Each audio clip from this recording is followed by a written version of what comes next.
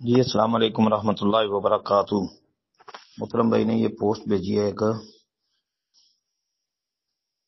جس میں یہ لکھا جی امام کے پیچھے قرات جائز نہیں، اور بطور دلیل اس میں جو روایت پیش کی گئی ہے وہ جابر بن عبداللہ رضی اللہ تعالیٰ عنہ سے مروی کہ نبی کریم علیہ السلام نے فرمایا من کان لہ امام فقراءتہ لہ قراءۃ، مطلب جو امام کے پیچھے نماز پڑھے تو امام کی قرات ہی اس کی قرات ہے۔ اچھا جی، محترم بھائی یہ روایت سندن ثابت نہیں ہے۔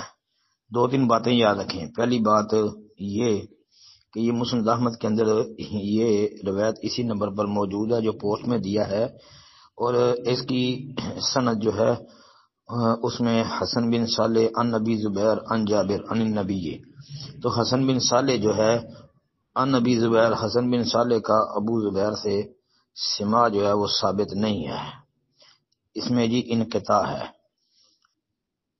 حسن بن صالح اور ابو زبیر کے درمیان جابر بن یزید الجوفی کا واسطہ ہے، جس طرح کہ سنن ابن ماجہ اور دیگر کتب کے اندر موجود ہے۔ ابن ماجہ میں 850 نمبر روایت وہ دیکھ لیں، اسی طرح مسند عبد ابن حمید وغیرہ کے اندر، سنن دارقطنی وغیرہ میں بھی ہے، تو جابر جوفی کا واسطہ آتا ہے۔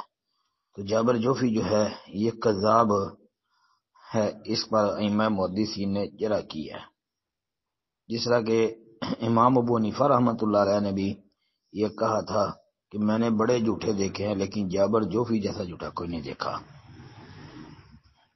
اچھا، اور تیسری بات ابو زبیر ان جابر، ابو زبیر بھی مدلس ہے، ان سے بیان کر رہا ہے۔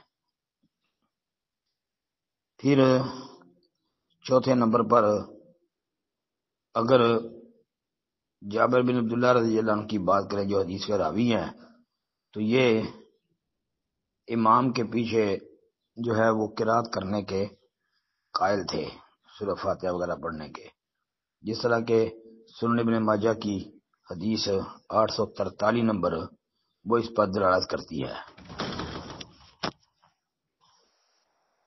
843 نمبر حدیث جو ہے اس پر دلالت کرتی ہے کہ وہ ظہر اثر کی نمازوں میں امام کے پیچھے قرات کے قائل تھے۔ اور سب سے بڑی بات عبادہ بن صامت رضی اللہ تعالیٰ عنہ والی حدیث امام بہقی رحمۃ اللہ علیہ کی کتاب القرات کے اندر اور کئی کتابوں میں صحیح سند کے ساتھ موجود ہے۔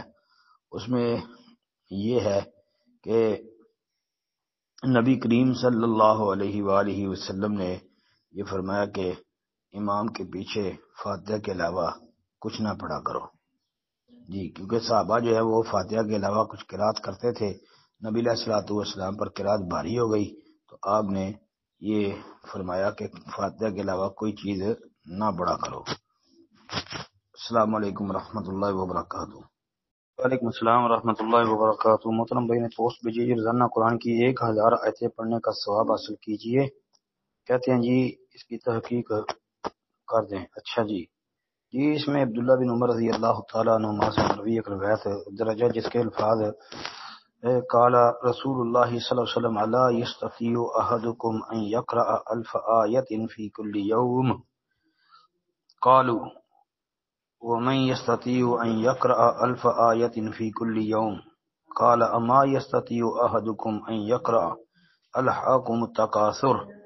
جی یہ روایت ہے کہ عبداللہ بن عمر کہتے ہیں نبی علیہ السلام نے فرمایا کیا تم میں سے کوئی ہر روز 1000 آیتیں پڑھنے کی طاقت نہیں رکھتا؟ انہوں نے عرض کیا ہر روز 1000 آیتیں کون پڑھ سکتا ہے؟ آپ نے فرمایا کیا تم میں سے کوئی سورۃ تکاثر نہیں پڑھ سکتا؟ یہ مطلب یہ ہوا کہ الہاکم التکاثر حتی زرتم المقابر، یہ 30ویں پارے کی ایک چھوٹی صورت ہے، تو یہ 1000 آیتوں کے برابر ہے اس روایت کے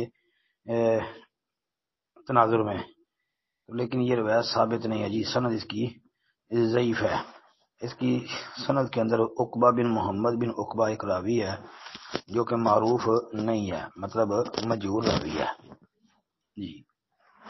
اور یہ روایت امام بہقی رحمۃ اللہ علیہ کی شعب الایمان کے اندر ایک تو یہی نمبر ہے پوسٹ میں جو دیا ہے 2287 نمبر، اور ایک نسخے کے مطابق 2518 نمبر پر یہ ہے، اور عقبہ بن محمد بن عقبہ کی جہالت ہے اس میں جی۔ علامہ منذری رحمۃ اللہ علیہ نے بھی یہی بات کہی ہے کہ اس کو نہیں پہچانتے، مطلب کہ یہ معروف نہیں ہے۔